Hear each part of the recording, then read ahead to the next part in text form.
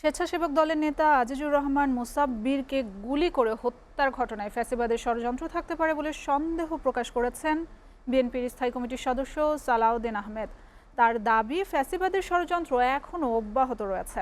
তবে এই ধরনের বিচ্ছিন্ন ঘটনা নির্বাচনে কোনো প্রভাব ফেলবে না বলেও জানান সালাউদ্দিন আহমেদ। হত্যাকারীদের গ্রেপ্তারের দাবিতে শনিবার বিক্ষোভ কর্মসূচি ঘোষণা করেছে দলটি। আব্দুল আহাদের প্রতিবেদনে বিস্তারিত।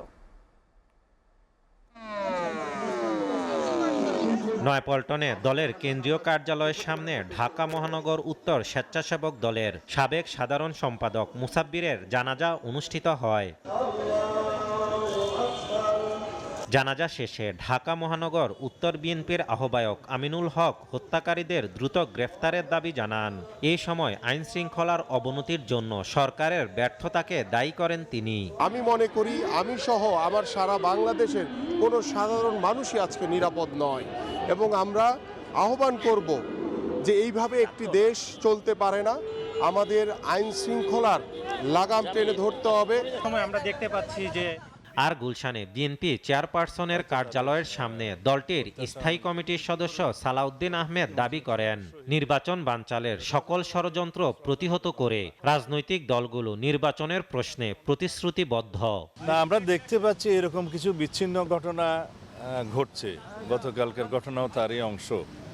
এটা হতে পারে স্বেচ্ছাসেবক দলের নেতা আজিজুর রহমান মুসাব্বিরকে গুলি করে হত্যার ঘটনায় ফ্যাসিবাদের ষড়যন্ত্র থাকতে পারে বলে সন্দেহ প্রকাশ করেছেন বিএনপির স্থায়ী কমিটির সদস্য সালাউদ্দিন আহমেদ।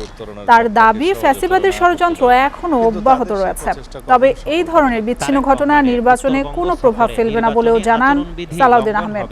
হত্যাকারীদের গ্রেপ্তারের দাবিতে শনিবার বিক্ষোভ কর্মসূচি ঘোষণা করেছে দলটি। আব্দুল আহাদের প্রতিবেদনে বিস্তারিত।